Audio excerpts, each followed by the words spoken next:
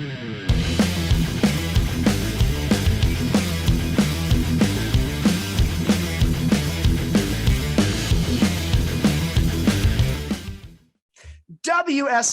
89.5 FM, the loudest rock. I'm Valentino, and I'm joined today with Isaac from Knocked Loose. How you doing today, Isaac?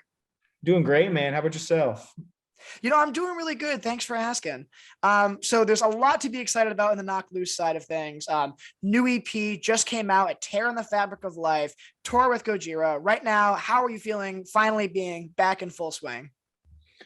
Dude, it's been a very, very awesome couple of months just because we recorded that record in 2020, and you kind of just got to hope for the best with touring right now. You kind of just got to cross your fingers and hope that everything goes well. But we were, delighted to find out that, all of our tours went so smoothly, and, there's really not much to complain about. You kind of got to take it as it comes in today's day and age. But like I said, both tours that we just did were beautiful, and we got to release a new record, and we're playing a release show for that on Friday. And so things are looking up, man. I'm very, very stoked. And I'm so happy to hear you say that again. I know some people have called it like a record, as you said. Some people have called it an EP. Tell me a little bit about kind of writing that new thing. Was that like a pandemic project? It was, but it was an idea before the pandemic happened. There was a song on our last record called In the Walls. It was kind of a spookier track off the LP. And we always had this idea of doing a smaller project and kind of doing a concept thing based around that idea, like a spookier, smaller EP. But COVID kind of just gave us the chance to explore that concept. And we were like, oh, there's no better time to do this than now, So we literally just booked a cabin in the Smoky Mountains down in Tennessee, and for like 2 weeks, and we wrote a bunch of songs, and our 6 favorite ones ended up on a record, and we recorded it right after that. So it's been sitting for a minute.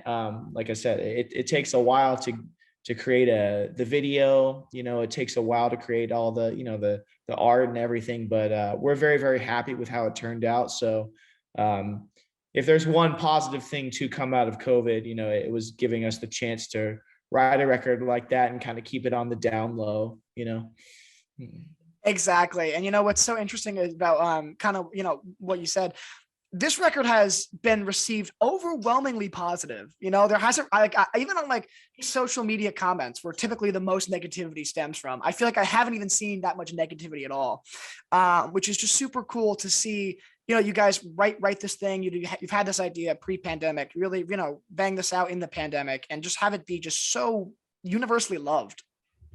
Yeah, man. I mean, we weren't sure how it was going to be received because, it is our kind of biggest brain record that we have so far. It's like, it can kind of be a lot to take in. It's an entire concept, the video. We weren't expecting people to follow along to the video and attach themselves to the characters, but that's what we really wanted. Like when we put out the record, the whole point was the story, and the video, and that's how we released it.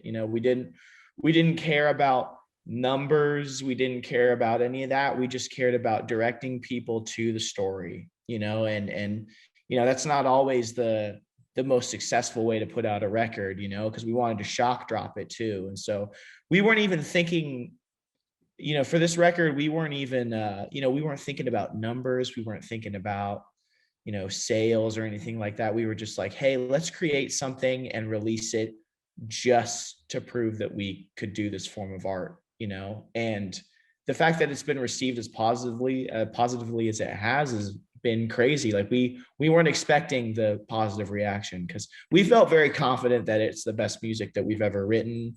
But like I said, just like the way that people really grasped the concept and showed love for all of the songs is very heartwarming. And it's also a relief, to be waiting on this music for so long and then putting it out and then getting that affirmation that that people are enjoying it, and I hope to receive the same affirmation when we keep playing it throughout the years, because we're definitely extremely proud of it. So yeah, very, very thankful that people like it as much as they do.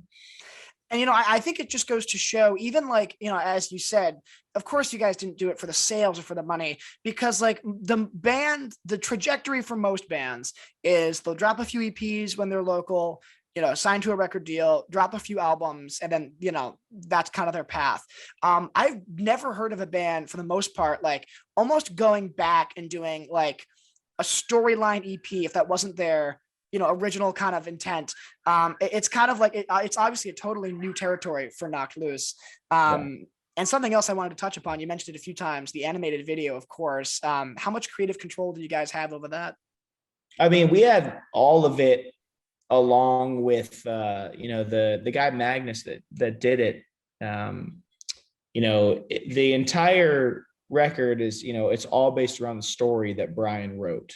Brian had this idea for a story and he carried it out beautifully, and so he and Magnus had to find this middle ground where they both understood each other, and it took a lot of going back and forth. The video was the longest process, just because we knew it had to be, Magnus does incredible work, so there's we found him from videos from some of our favorite bands, so we knew that it was going to be good. It just took finding the correct imagery, because if you're Brian and you have this idea in your head, for how things have to go, it's like, you need to make sure we were like, we're not putting this out until it's perfect, so it took going back and forth a couple times. But like I said, what we came and when you're working on something for so long, you sometimes start to get aggravated with it. You're like, gosh, we're just going back and forth and just can't wait for this to be done.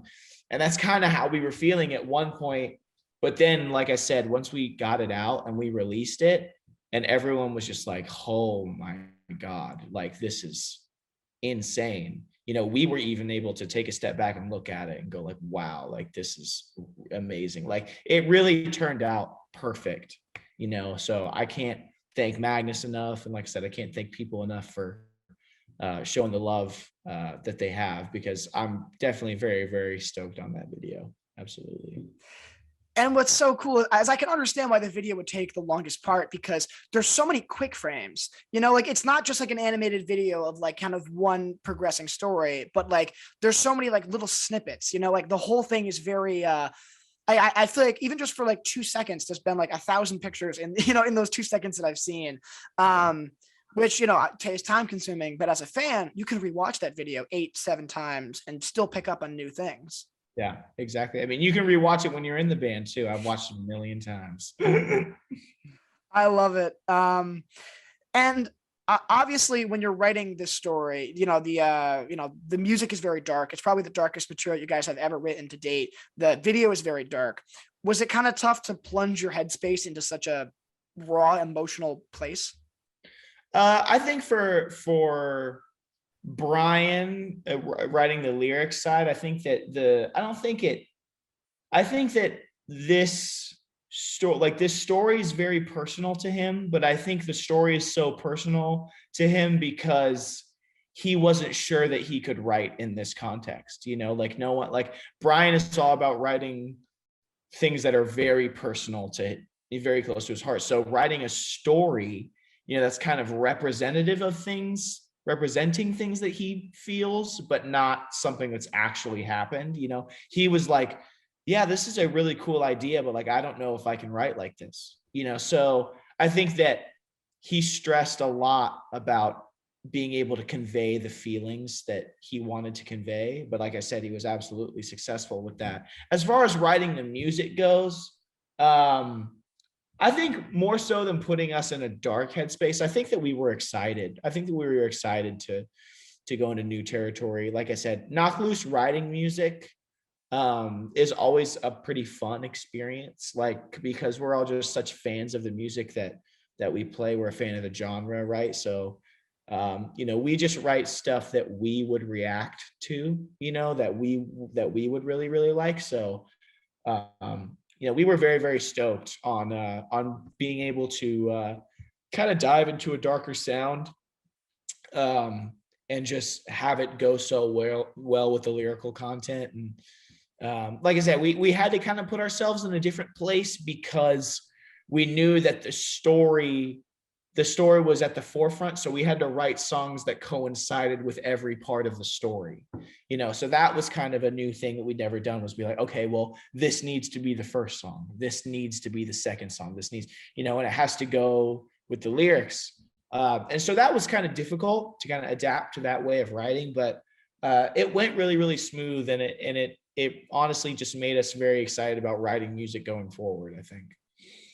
And that's a really interesting point that I never thought of. Like, obviously, when you're writing stuff, you want to have the music coincide with the lyrics, but especially when it's like a story-driven EP, like it's so much more important. So you have to like listen so much more and rework things a lot, I'm sure.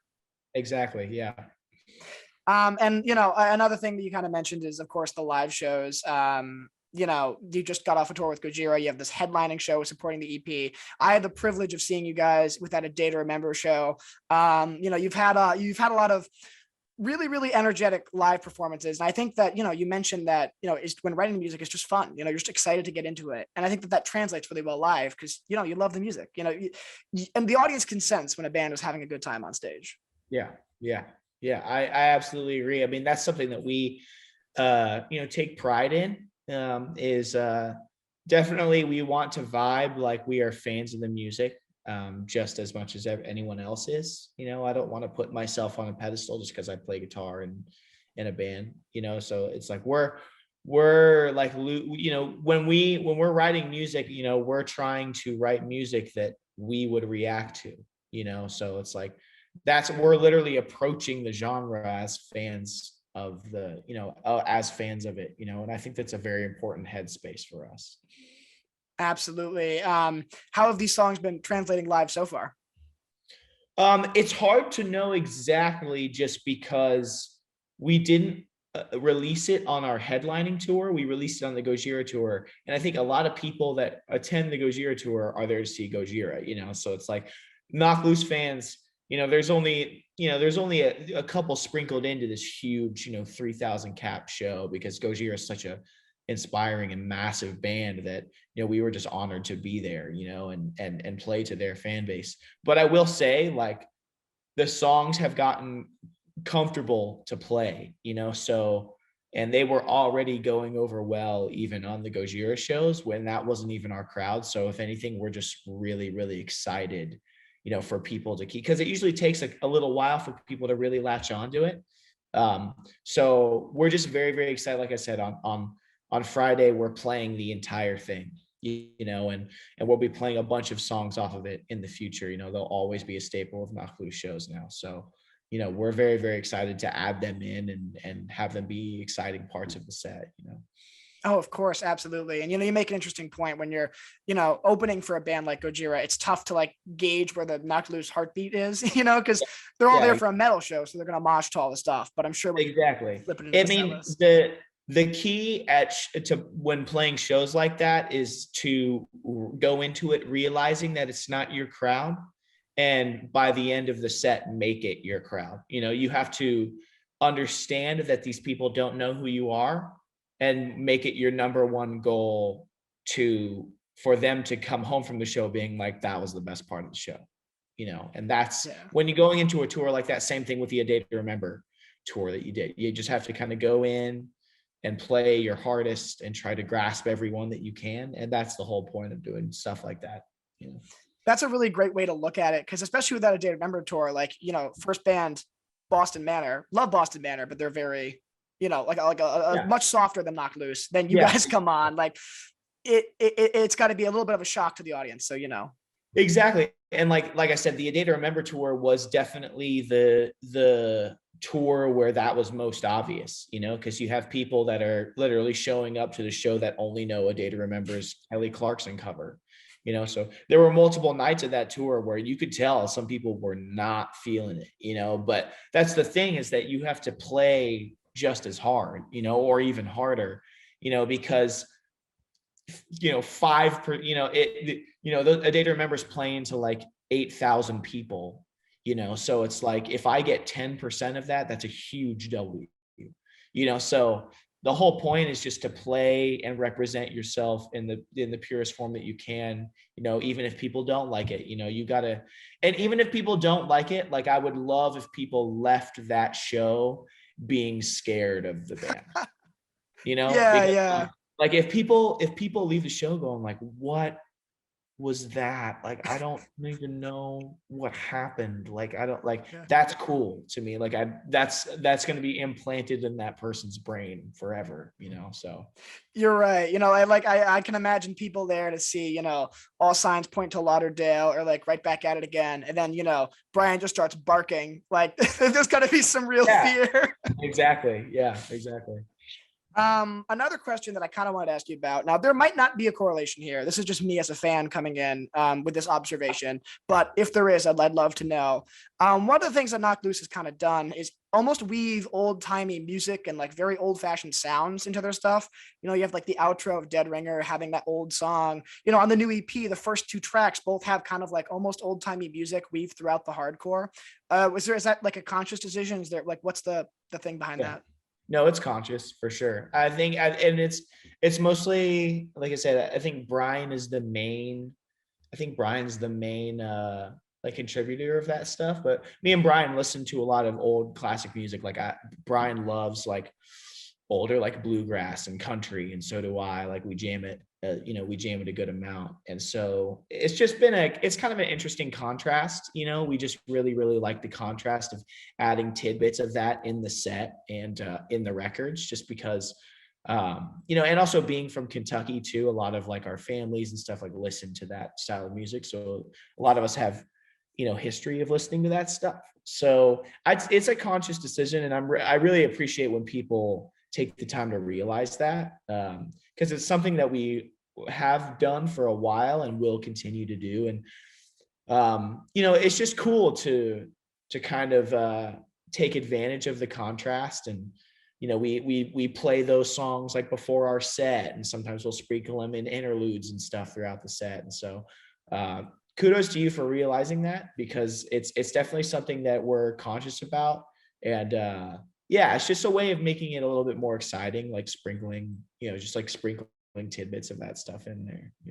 Yeah, well, thank you so much. What's super cool about it is like, it adds to the atmosphere of the stuff. It's very subtle because it's only a few seconds in between songs at the beginning or end of songs, Yeah, but like it really does help add that atmosphere to it. yeah.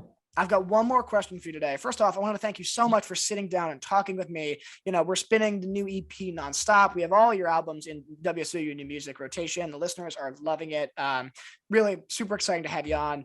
My last question is, how do you kind of deal with the pressure of, we talked a little bit before, this is like universally loved, but also with a band like Knocked Loose, every single album, every single EP, every release you guys have had has gained more and more momentum.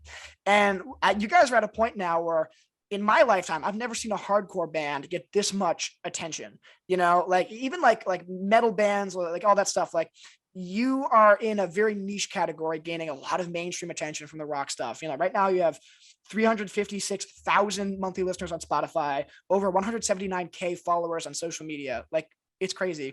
How do you deal with the constant growing of, your fan base? Does it get to you, Wes?